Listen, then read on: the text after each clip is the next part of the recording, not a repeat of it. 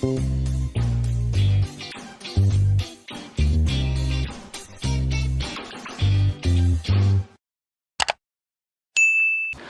நான் உங்கள் chef Deena. Welcome back to chef Deena's kitchen. இன்றைக்கி நம்ம கிச்சனில் பார்க்க போது இந்த முள்ளங்கி சாம்பார் எப்படி பண்ணுறது பார்க்க போகிறோம். இதோட முட்டை பொரியல் எப்படி பண்ணுறது பார்க்க போகிறோம்.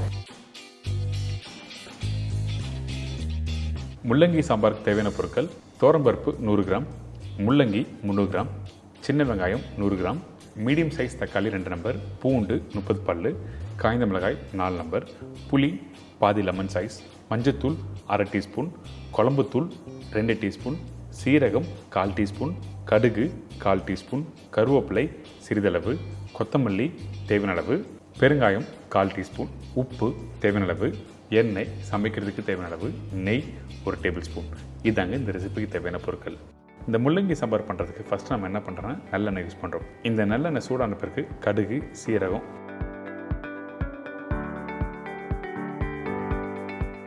இந்த கடுகும் சீரகம் நல்லா பொரிஞ்ச பிறகு பூண்டு போட ஆரம்பிங்க. அதுக்கு பிறகு சின்ன வெங்காயம் கொஞ்சம் பெருசாக இருந்ததுன்னா 1/2 கட் பண்ணி போடலாம். அதுக்காக நீங்கள் பொடிசாக கட் பண்ண வேண்டிய அவசியம் இல்லை. இதுக்கப்புறம் இந்த காஞ்ச மிளகாய் உடச்சி போட்டிருக்கேன். அதே டைமில் இந்த கருவேப்பிலை, இந்த காஞ்ச மிளகாய் காரம் அந்த தாளிப்போட போட்டு மிக்ஸ் பண்ணும்போது நல்லாயிருக்கும். அதனால தான் இந்த காஞ்ச மிளகாய் உடச்சி போட்டிருக்கேன். இதுக்கப்புறம் இந்த வெங்காயத்தை நல்லா வதக்க ஆரம்பிக்கிறோம்.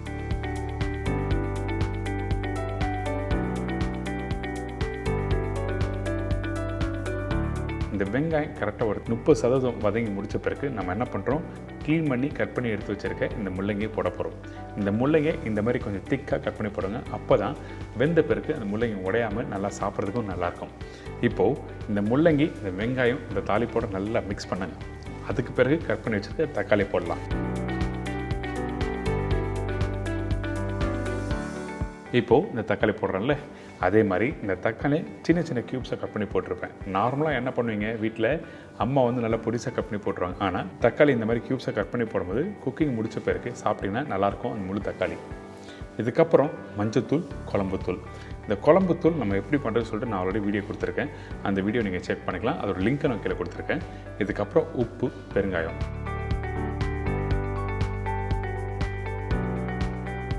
இதெல்லாம் போட்ட பிறகு இந்த மசாலா, முள்ளங்கி இதெல்லாம் நல்லா மிக்ஸ் பண்ணிவிட்டு அதுக்கு பிறகு தேவைக்கு தண்ணி ஊற்றி நல்லா கொதிக்க விடுங்க. நல்லா புரிஞ்சுக்கோங்க, எப்போவுமே சாம்பார் பண்ணும்போது வெங்காய தக்காளி வதக்கக்கூடாது, தண்ணி ஊற்றி கொதிக்க விடணும். அப்போ தான் உங்களுக்கு அந்த சாம்பாரோட அந்த வாசனை நல்லா கொடுக்கும். இது ஒரு பேசிக்கான விஷயம். சில பேர் வந்து வெங்காயம் தக்காளி நல்லா வதக்கிட்டு அதுக்கப்புறம் இந்த மசாலா போடுவாங்க. அப்படி போட்டுன்னா உங்களுக்கு தொக்கோட கான்செப்ட் போயிடும். அதனால தான் இந்த மாதிரி கொதிக்க விடணும்னு சொல்ல வரேன்.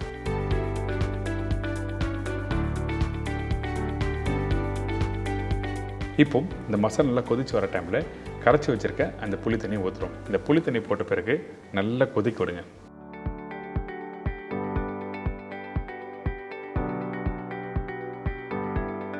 இந்த மசாலா நல்லா கொதித்து வர டைமில் நம்ம என்ன பண்ணுறோம், கொஞ்சம் கொத்தமல்லி போட்டு நல்லா குக் பண்ணுறோம்.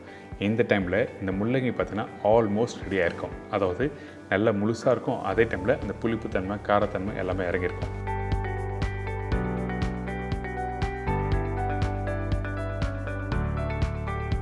இதுக்கு பிறகு நம்ம என்ன பண்ணுறோம், வேக வச்சா அந்த துவரம்பருப்பு இதில் போடுறோம்.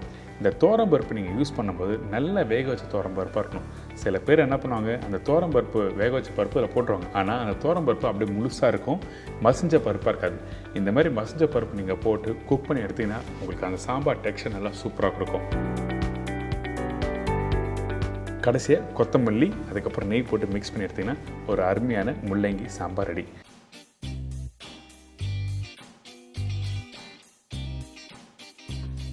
நான் திருப்பியும் சொல்கிறேன், அந்த பருப்பு நல்லா வேக வச்ச பருப்பை இதில் போட்டால் தான் உங்களுக்கு வந்து சாம்பார் நல்ல டெக்ஸ்சர் கொடுக்கும். அப்படின்னா தண்ணியாக வந்துடும்.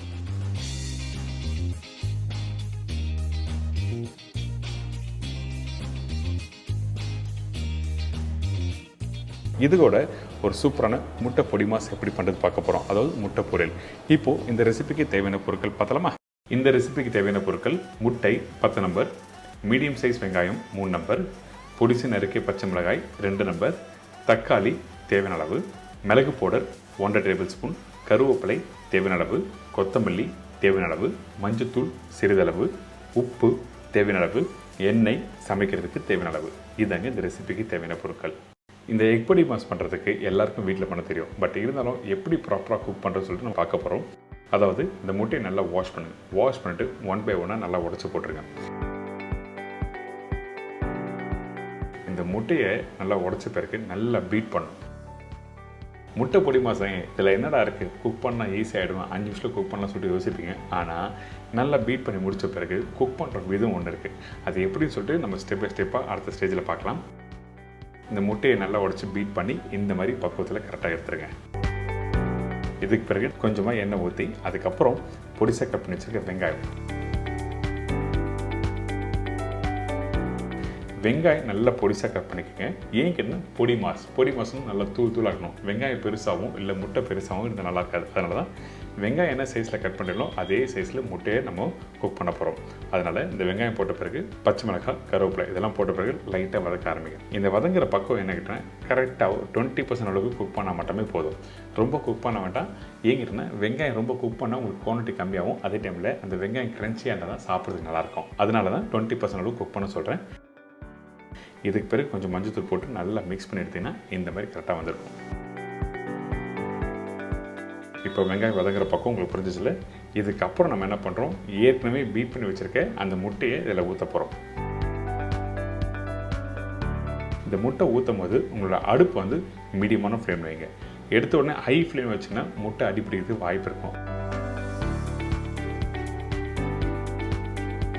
மீடியமான ஃப்ளேம் வச்ச பிறகு இதை நல்லா மிக்ஸ் பண்ண ஆரம்பிக்கிறோம். இந்த இடத்துல முட்டை ஊற்றின பிறகு சால்ட் போடலாமா கேட்டிங்கன்னா கண்டிப்பாக போடக்கூடாது சொல்லுவேன். ஏன் கேட்டிங்கன்னா சால்ட் இந்த இடத்துல போட்டினா கரெக்டாக மிக்ஸ் ஆகாது. அதனால தான் நம்ம என்ன பண்ணுறோம் கேட்டிங்கன்னா ஃபஸ்ட்டு முட்டையை குக் பண்ண ஆரம்பிக்கிறோம்.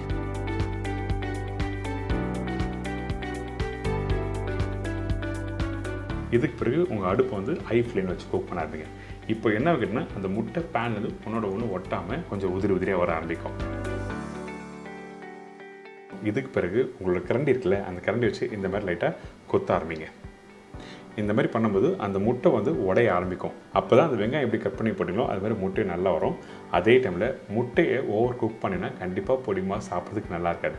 கரெக்டான பக்கத்தில் குக் பண்ணி எடுத்துணும். இதுக்கு பிறகு உப்பு தேவையான போட்டிருக்கோம். மிளகுத்தூள் வந்து 1 டேபிள் ஸ்பூன் சொல்லியிருக்கேன். உங்களுக்கு வேணும்னா 6 டேபிள் ஸ்பூன் போடலாம். ரொம்ப காரமாக போட்டாலும் டேஸ்ட் நல்லா இருக்காது சாப்பிட்றதுக்கு. இதுக்கு பிறகு ஃப்ரெஷ்ஷாக கட் பண்ணி வச்சுருக்க கொத்தமல்லி, கொஞ்சம் தக்காளி போட்டிருக்கேன். இந்த தக்காளி எதுக்காக போட்டேன்னா பார்க்குறது கலர்ஃபுல்லாக இருக்கும். இதனால் டேஸ்ட் மாறமாக கேட்டினா அந்த அளவுக்குலாம் எதுவும் கொடுக்காது. ஆனால் அந்த தக்காளி மிளகும் கடிச்சு சாப்பிடும்போது அந்த புளிப்பு காரம் உங்களுக்கு தெரியும். ஒரு சின்ன சேஞ்சஸ் இருக்கும். இப்போ நல்லா மிக்ஸ் பண்ணி எடுத்திங்கன்னா ஒரு அருமையான முட்டை பொடி மாஸ் ரெடி. இந்த முட்டை பொடி மாஸ் பண்ணும்போது கவனிக்க வேண்டிய விஷயம் என்னன்னா அந்த முட்டை குக் பண்ணுற பக்கம், வெங்காயம் வதக்கிற பக்கம் ரொம்ப இம்பார்ட்டன்ட். கரெக்டாக புரிஞ்சுட்டு பண்ணுங்கள். ஒரு சூப்பரான முட்டை பொடி மாஸ் உங்கள் வீட்டில் பண்ண முடியும்.